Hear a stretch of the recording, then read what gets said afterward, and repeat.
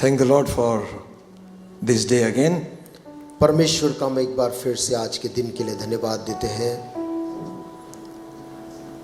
We have been encouraging the church to read the Bible. और हम कलीसिया को कुछ समय से बाइबल को पढ़ने के लिए प्रोत्साहित कर रहे हैं. We sing one song. और एक गीत को भी हम गाते हैं. What a wonderful treasure, the gift of God without measure. क्या ही अद्भुत ये खजाना है, ऐसा वरदान जो असीमित है. We will travel together.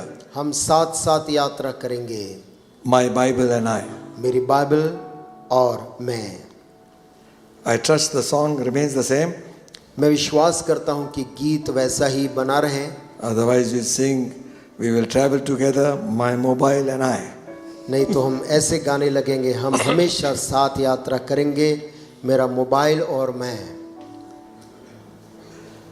So don't be ashamed to carry your Bible. अपनी बाइबल को लेकर चलने में लज्जित ना हो.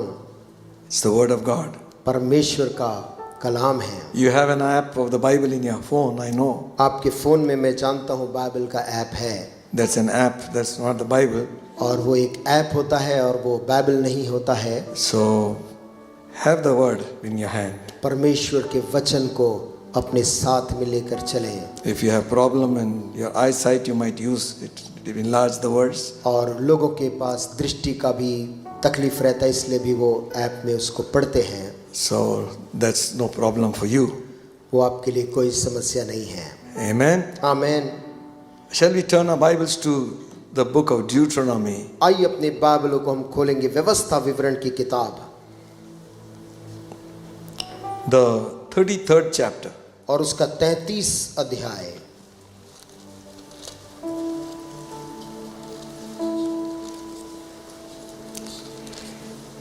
We are reading from verse 26. और उसकी 26 आयत से हम पढ़ रहे हैं.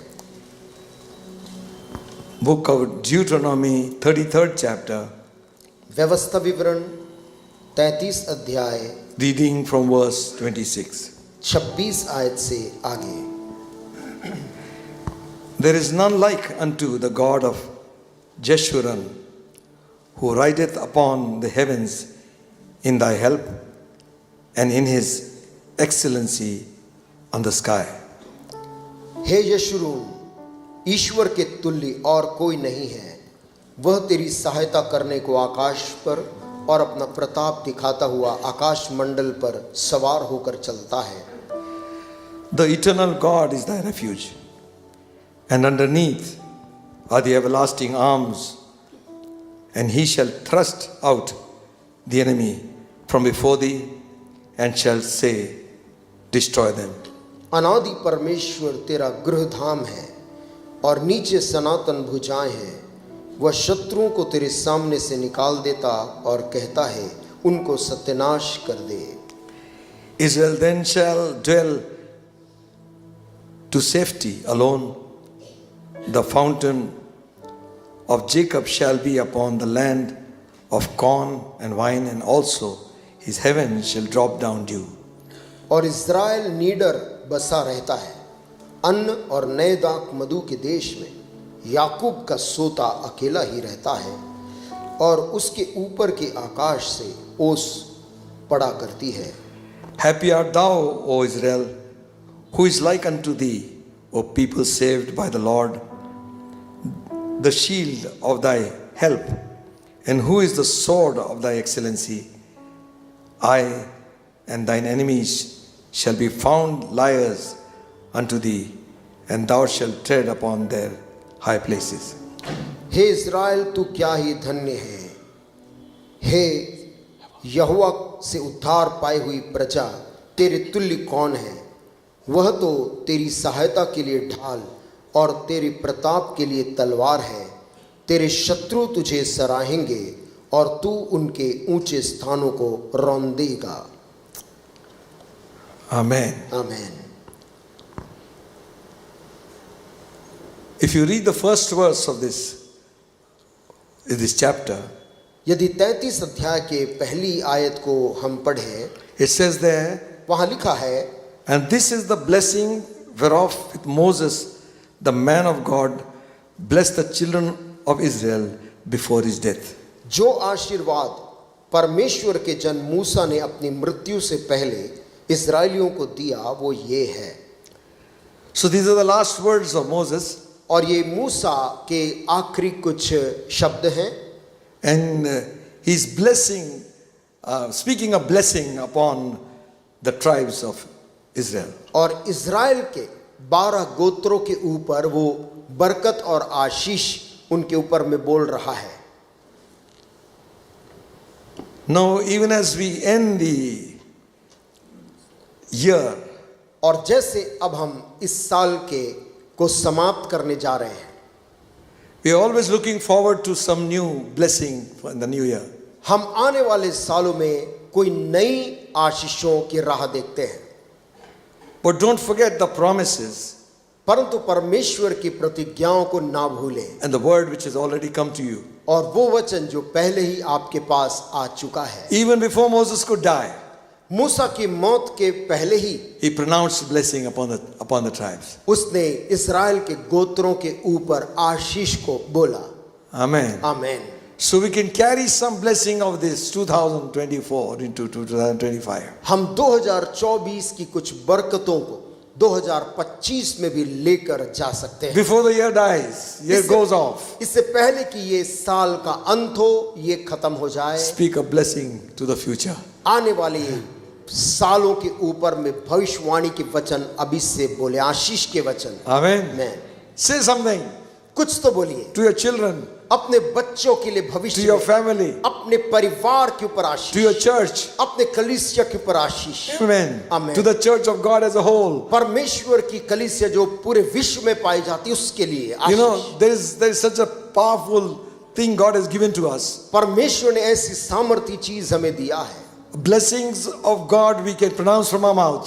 परमेश्वर की आशीष को हम अपने मुंह से बोल सकते हैं। Even after we have gone from this world, इस दुनिया से हम कूच करके चले जाने के बाद भी those blessings will still follow. वो आशीष के शब्द उन जीवित लोगों के ऊपर बने रहेंगे। Amen. Amen. And another thing about prayer, प्रार्थना के बारे में एक और बात, prayer always goes in advance. प्रार्थना हमेशा आपकी समय के पहले पहुंच जाती है। Amen. Amen. So the parents have prayed for the children and for their grandchildren and for जैसे कि generations. माता पिताओं ने अपने बच्चों के लिए और नाती पोतों के लिए भी प्रार्थना की, आने वाली जो पीढ़ी उसके लिए। They have gone, वे लोग तो चले गए, but their prayers still remain. परंतु उनकी प्रार्थनाएं अभी भी भविष्य में आकर खड़ी हैं। Amen. Amen. Prayers go in advance. प्रार्थना पहले ही आगे चले जाती है। You can bless the people in advance also. आप लोगों को वैसे ही समय के पहले आशीष भी बोल सकते हैं। Time had come for Moses to die. समय आया था मूसा का इस दुनिया से जाने का। He could have said, "Now don't trouble me. I know my time has come. I'm going." वो कह सकता था, अब आप लोग मुझे परेशान मत करो, मैं बूढ़ा हूं, अब मेरे जाने का समय आ गया। But he was so concerned about God's people परंतु वो परमेश्वर के उस लोगों के लिए इतना फिक्रमंद था that he spake a blessing.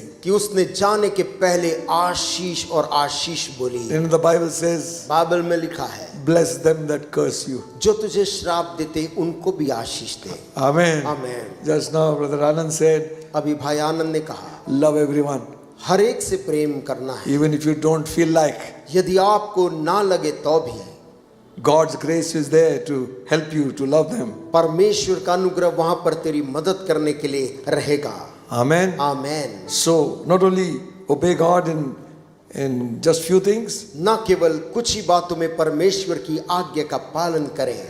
So he goes on to say, वो आगे कहता है, and these are the words that Moses has blessed them with. और इन शब्दों से मूसा ने उन लोगों को आशीष दिया। And this is the blessing wherewith Moses, the man of God, blessed the children of Israel. और मूसा ने इन शब्दों से इस्राएलियों को आशीष दिया। The whole chapter is like that. और ये पूरा अध्याय वैसा ही है। But when we read from verse 26, लेकिन जब हमने 26 आयत को पढ़ा, he says, "There is none like unto the God of Jeshurun." वो कहता है, हे यशरून, इस परमेश्वर के तुल्य और कोई परमेश्वर तेरा है ही नहीं। Now, this is not a tribe of Israel. यशरून कोई इज़राइल का कोई गोत्र नहीं है।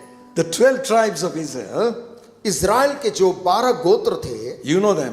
आप उन 12 गोत्रों का नाम तो जानते हैं। Reuben, रूबेन था, tribe of Simeon, सिमोन का गोत्र था, tribe of Levi, लेवी का गोत्र था, tribe of Judah, यहूदा का गोत्र था, tribe of Zebulun, और जबूलून का गोत्र था, tribe of Issachar, और इसाकार का गोत्र था, tribe of Dan, और दान का गोत्र था, tribe of Asher, आशेर का गोत्र था, tribe of Naphtali, नफ्ताली का गोत्र था, tribe of Gad, और गाद का गोत्र था, tribe of Joseph, और यूसुफ का गोत्र था, tribe of Benjamin. बेन्यामीन का गोत्र था। These are the 12 tribes. और ये 12 गोत्र थे। Now what is he saying here? यहाँ पर वो क्या नाम लेता There is है none like unto the God of Jeshurun. कि यशुरून के ईश्वर के तुल्य और कोई परमेश्वर नहीं है।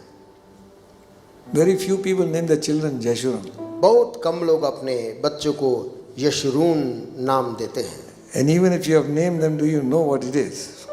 लेकिन यदि हम कोई भी नाम भी यदि देते हैं तो क्या उस नाम का अर्थ हम समझते हैं? Jeshurun means the upright one.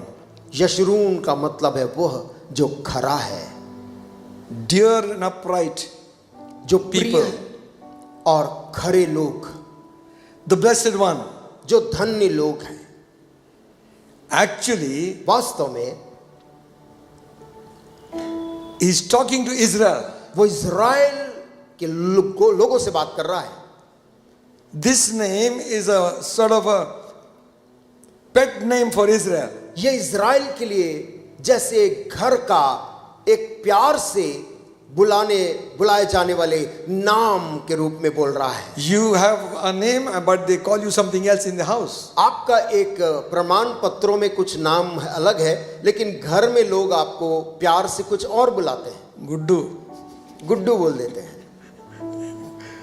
And when he grows up also, he's still Guddu. लेकिन वो बड़ा हो के बूढ़ा होते तक लोग उसको हे गुड्डू बोलते हैं। Chotu, Chhotu, Lalu. Lalu,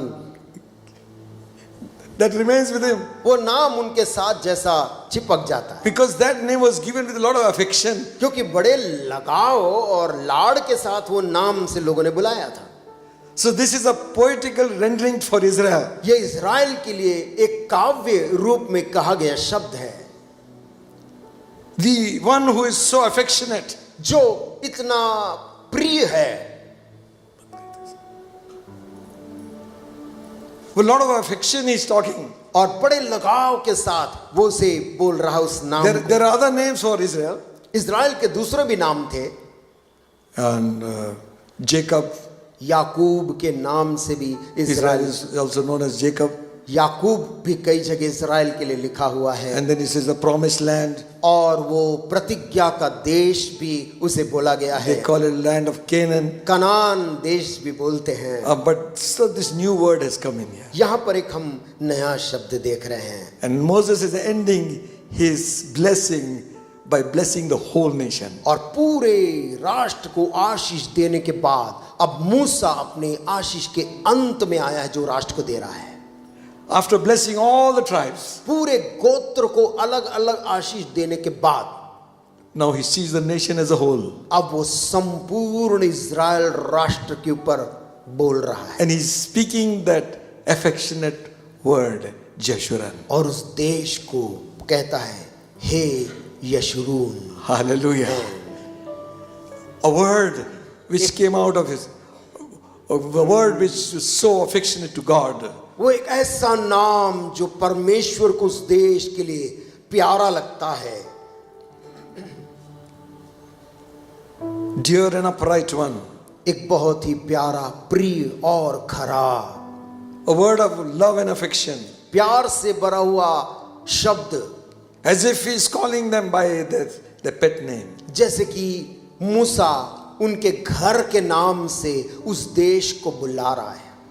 Earlier, if you read about that word, you find that he's talking about Jeshurun has become fat and he's rebelled. और इसके पहले यदि आप इस नाम को पढ़ेंगे, आप पाएंगे यशुरून मोटा तगड़ा हो गया है और बलवा करता है, ऐसा लिखा है। He's talking about Israel.